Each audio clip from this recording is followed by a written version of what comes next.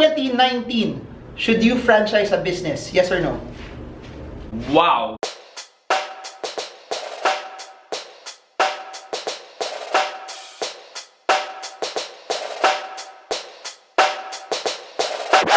Hi guys, so before we start this video, we'd like to invite you to our event this February 13 with Sean C, the CEO of SEO Hacker. What can we expect from that event? You're going to be learning if business is the right path for you, and if it is, how can you start? How can you avoid the potholes of business na so many people fall into? Because statistically speaking, 9 out of 10 businesses fail. That's 90% chance that you will fail in starting up your business. And how do you avoid that? How do you get to that 10%?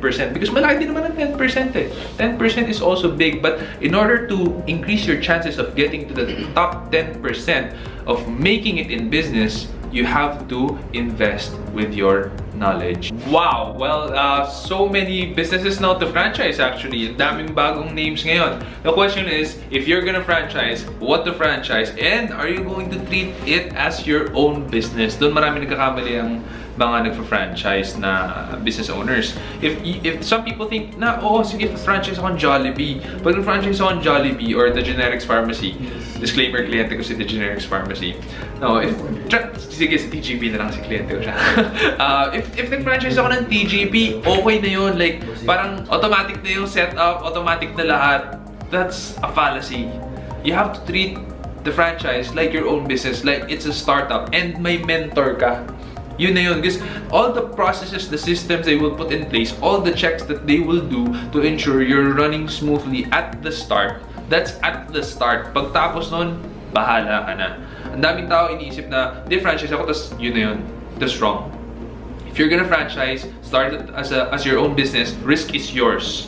Everything is yours. You take care of it. And then you pay royalties, you pay the right amount to whoever is the owner of the franchise. Franchising is still good, but if you ask me, this is of course my opinion as a startup guy, as a guy who started 4 businesses. This is the year that is very, very ripe to start your own business. However big, however small, doesn't matter. You start your business, you take care of it, put in blood, sweat, and tears. It will result into a lot of success for you, at least financially. But before that, you invest, you learn. Pero paano yun? What if I start my own but wala akong alam eh. Oh, I don't know. I don't know anything. I don't have any skill. I'm probably an accountant. All I know is crunching numbers. Should I start an accounting consultancy firm? Kasi that's what I know eh. I'm just good as an accountant. Or I'm probably a IT operations manager. All I know is to operate. Or I'm an OFW. I work as a engineer for this company, so my skills are pretty much engineering related. What can I do? I get so many questions via email about this, and the answer is 2 things. Number 1, what are you really good at? And number 2, is there a demand in the market? Those are the 2 most important things that you need to consider. So with what happened with me, I'm really good at digital marketing, SEO. That's my forte, and there was a demand. Maliit lang dati, it's a very small demand, and it grew and it grew and grew over time until what it is today. But with that demand, I capitalized on it already because I'm good at it. It's a niche skill. You have to be good in writing, in coding, and in marketing all at the same time in one body. Very rarely do you find people who are good at those 3 things. And since I realized na pwede na ako doon, I'm good at writing, but technical coding hindi ako magaling.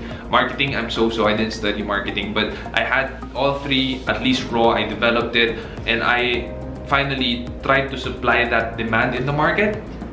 That's how I started. Hindi ko muna inisip lahat ng iba. Yung BAR, yung tax, yung mga DTI. Hindi ko muna inisip. I started... Hindi ka nagbabayad ng tax hanggang ngayon? No, I pay. Correct tax, everything. No? That's one of my advocacies. You have to pay everything correctly. All that's due to government, you pay it. When I started though, freelance lang ako. So, I had a lot of leeway, kumbaga, na freedom. Kasi ang daming laws na maluwag sa freelancers. So I started out freelancing, built up my personal brand from there, and finally, when I encountered some clients, I remember at that time it was Rockwell, they forced me to register now with DTI, sole proprietorship. So yun na yung time na inaral ko, okay, how do I do my sole proprietorship? How do I do my DTI? How do I do my my BAR? Do I need an accountant? Do I need a lawyer? Doon ko na pinoblema lahat yun. Do I need to hire someone? Do I need my own office? That's the time you weigh those things. But first, be really good at what you do. Supply the market. Build your personal branding. Kahit gaano kaliit yan, kahit gaano kaliit, importante yun. Yun ang una mong gawin. And then, tsaka mo na problemahin yung mga BIR. So, you said the skills na may market. What if your skill walang market? Or may skill pero no one will hire you probably? Or I don't know if it's the right question, or your skill has so much competition out there already. The easy answer to that is screw it, because no one will pay for it, and you probably have so many competitors that you're gonna be fighting tooth and nail and claw just to make a profit. Mahirap yung ganon. Easier for you to develop a new skill, big demand, and konti yung competition, serve that market because you make a whole lot of profit, which thankfully yun ang nangyari sa akin. Big demand, at least now it's big.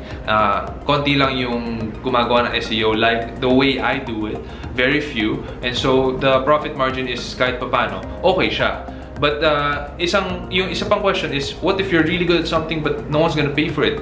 Then either you be creative and find a way in order for people to finally appreciate what you do and pay for it the right amount, or screw it, just look for something else.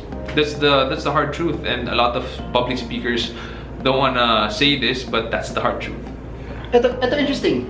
You said that you learn a new skill. If your skill doesn't have a market or no one's willing to pay you for it, would it be better that they learn a new skill and start it as a business, or they just franchise na lang? Or but is that a case for franchising, that your skill is not something that's scalable, it's not something people will pay for? Franchising for me is a risk mitigation tool. It's not about whether you can make more money or not, because you can make money whether you start a business from scratch or you franchise. But if you want to mitigate your risk, may branding na, may sistema na, lahat bibigay na sa'yo sa simula, aalagaan mo na lang. Franchising is the way to go. But there's also a question of, do you have money to buy that franchise? Kasi kung yung franchise, hindi ganun kalakas pa yung branding, mura yan. Pero malaki rin yung risk.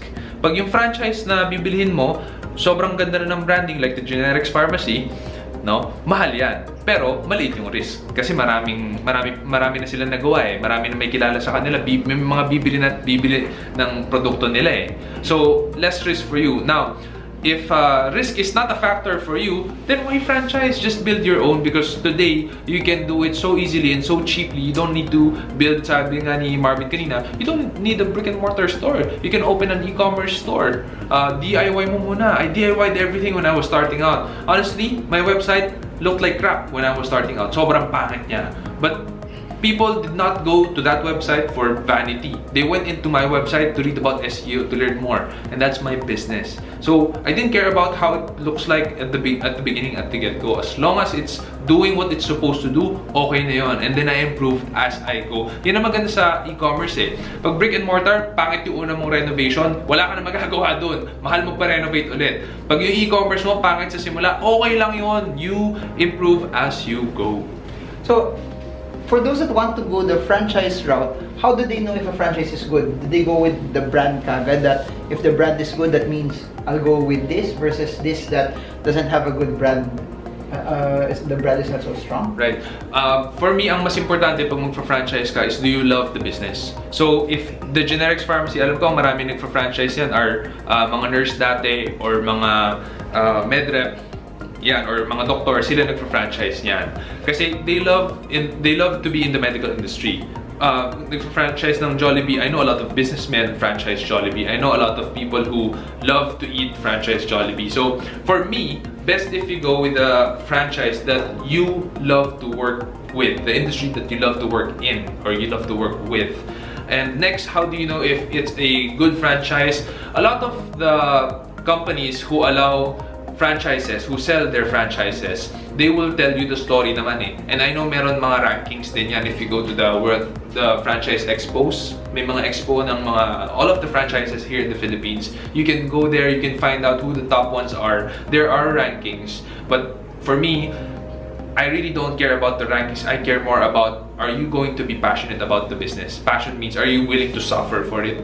When the going gets tough, are you willing to suffer and endure hardship to go through it? Are you gonna have the grit to go through it or not? Because yun ang mas importante.